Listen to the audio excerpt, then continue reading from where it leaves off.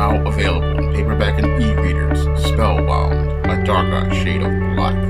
Get your copy today at your favorite online bookseller. A lot of these Afro-American Negroes pretty much believe the whole concept of light-skinned people being better than dark-skinned people. And because they believe this idea of light-skinned people being better than dark-skinned people to be a gospel truth, they create a whole dark side to light skin. Now, a lot of black people don't see this whole dark side to light skin because they don't look at the behaviors they participate in when they interact with light-skinned people. Now, light-skinned people such as myself, we have seen this whole dark side to light skin, and many mixed-race, biracial black people have also seen this whole dark side to light skin. And the dark side of light skin is something I explore in my new novel, Spellbound, with the Matilda character, who is a biracial black woman, and pretty much sees the whole dark side to light skin. Now, when it comes down to this whole dark side of light skin, this has to do with the social interactions many black people have with light-skinned people. And one of the things many medium and dark-skinned black people do when they interact with a light-skinned person is that they start trying to project ideas of what this person is going to be like. Instead of trying to get to know them as a person, they start projecting ideas and concepts about them because, again, they believe that this person is better than they are. They believe that this person is superior to them, and that causes them to project ideas about light-skinned people and biracial people that aren't true. So they'll start saying things like, oh, this guy he must be, they'll start saying that he's conceited or that he's stuck up or that he's arrogant. And this is not this person at all because they never went up to approach this person. They never talked to this person. They never even talked to this person about their core values. But they'll sit there and project these ideas onto you, not even thinking about who you are as a person based on the content of the character, but they focus primarily on the color of your skin. And this is something I have run into all the time as a light-skinned male, growing up as a kid and even as an adult. So they put these ideas in their heads regarding you because they see you standing to yourself or being to yourself. And again, they will project things on you saying you're conceited, you're aloof, you're stuck up, when maybe in many cases, like a guy like me, you're just shy and you have social anxiety. So they'll sit there and say things about you because they're projecting ideas on you based on their whole low self-esteem and their whole idea that light-skinned people are better than dark-skinned people. And that's an idea they have about light-skinned people that is not the actual truth regarding light-skinned people. Now, another thing I ran into when I was a lot thinner was the whole objectification thing. Now, when I was a lot thinner back in my teenage years, I ran into this whole idea that a lot of black girls have and black women have regarding light-skinned men.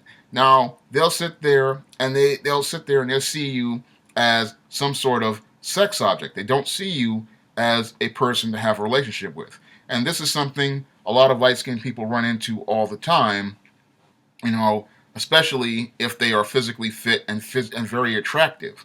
What happens is people start objectifying you, and they see you as not a person to have a relationship with, but as a piece of social currency to, again, move themselves forward in the black social circles because you are light-skinned and so allegedly closer to white.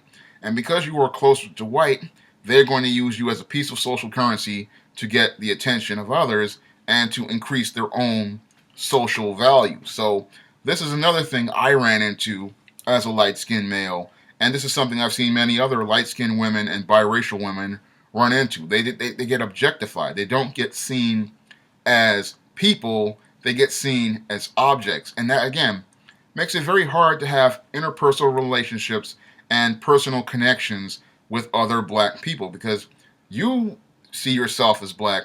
You're comfortable with your own blackness. Unfortunately, many other people are, again, projecting ideas and stereotypes regarding you, and they put their own ideas on you based on the spell that is on their mind that makes them believe, again, black has to be one way, black has to fit in within one box, black has to fit one viewpoint.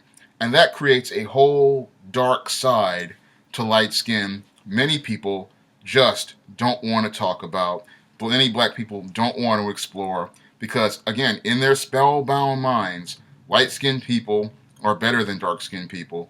Light skinned people are conceited, light skinned people are arrogant, light skinned people, you know, are just there to be pretty boys or pretty girls. They're not people, with thoughts, emotions, viewpoints, opinions. They're not, whole people. They're just objects. And in their mind, when they see a light skinned person, again, they don't dig deep into having a deep relationship. They have a very shallow perspective of light skinned people. They don't see them as human beings. And this is something many Afro-American Negroes don't even think about. They just think, oh, that's a light-skinned person and they're better than me. And that light-skinned person is not even thinking that way. Many light-skinned people, like myself, we love being black. We like being black. We're not acting white. And this is another thing that many people have, this whole perception. This light-skinned person is trying to be white. They're trying to act white. And that's not the case at all. Many light-skinned people, like myself, we know we're black. We like being black. We're comfortable being black. And we go out here and we're just trying to live our lives. But what we run into from these spellbound Negroes, again, is a lot of them trying to project ideas onto us, project concepts onto us, instead of trying to get to know us as people. And when I was writing the novel Spellbound, I wanted readers to get to know the Matilda character, and I wanted them to get to know and understand the concept of the dark side of light skin, because a lot of people do not explore this concept. A lot of writers have never even touched this concept. And I really, as a light skinned man who's experienced the dark side of light skin, I wanted readers to understand what this whole issue of the dark side of light skin was all about, and for them to start seeing people who are light skinned and biracial not as a skin tone, but see the content of their character and see the inside of who they are and see what's really great about them.